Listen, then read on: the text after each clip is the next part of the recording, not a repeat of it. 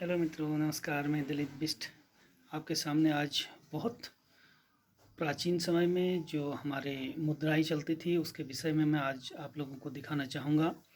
और पुराने समय में जितनी भी जो मुद्राएं चलती थी, चाहे कांसे की थी, चाहे चांदी की थी, या चाहे स्वर्ण मुद्राएं होती थी, या चाहे तांबे की थी, तो वो किस काल की कौन सी और किस तरीके की मुद्राएं हैं और मैंने संजो करके वो रखी हैं। और काफ़ी लंबे समय के लंबे प्रयासों के बाद में इधर उधर से कलेक्शन करके मैंने इनको रखा है। तो आज उसके विषय में मैं आप लोगों को यहाँ पर बताना चाहता हूँ।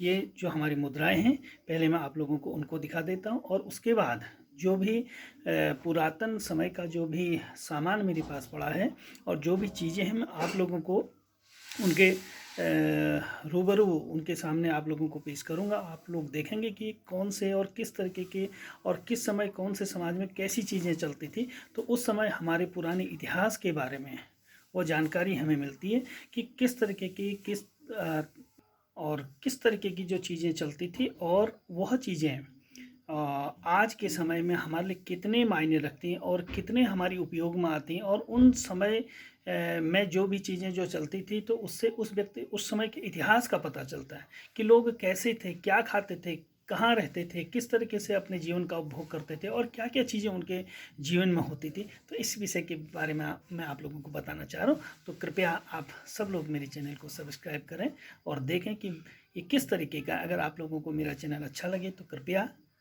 लाइक एंड सब्सक्राइब करें। धन्यवाद। तो ये उस टाइम के जो सिक्के हैं जो मैंने यहाँ पर रखे हुए हैं, और आप लोग यहाँ पर देख सकते हैं कि किस प्रकार के जो सिक्के हैं और किस किस काल के हैं और कौन कौन से सन के हैं। मैं मानता हूँ कि 1891 से आगे को लगभग 1993 तक के जो सिक्के हैं वह मैंने यहाँ पर संजो करके रखे हैं। और पुराने इतिहास का पता चलता है कि कौन से सन में किस तरीके के और कैसे सिक्के चलते थे। और इतिहास इस बात का गवाह होता था कि किस तरीके के लोग उस समय किस प्रकार की इन मुद्राओं का प्रयोग करते थे। देखिए, ये मुद्रा सबसे पुरानी मुद्रा जिसमें श्री लक्ष्मी गणेश जी की का चित्रण हुआ है, और इसके बैक साइड में एक श्री को यहाँ पर उकेरे हुए है और यहाँ पे बॉम्बे 999 यहाँ पर दिया हुआ है। और ये जो दूसरी मुद्रा है ये तांबे की मुद्रा है और यह एक आना, इसमें 1/4 आना इंडिया 1891, जो कि तत्कालीन समय का ये सिक्का पूरी तरीके से तांबे का ढलवा सिक्का है। और इस पर विक्टोरिया एम्पायर का जो चित्र है वह यहाँ पर उकेरा हुआ है। तो उस समय के इन सिक्कों से पता चलता था कि कैसे ये सिक्के होते थे और किस किस तरीके से वो सिक्के होते थे। यह उस काल का सिक्का है जिस पर 1 रुपीज़ इंडिया करके लिखा हुआ है। ये चांदी का पूरा सिक्का है और 1904 का ये सिक्का है। तो उस समय इस सिक्के में उस समय के किंग एंड एम्परर का जो राजशाही जो राजा थे उनका यहाँ पर चित्र उकेरा हुआ है। और ये सिक्का सन 1919 जलियांवाला बाग हत्याकांड की याद को दोबारा से ताज़ा करता हुआ, और यह सिक्का भी पूर्ण तरीके से धातु के रूप में, ताम्र धातु के रूप में है।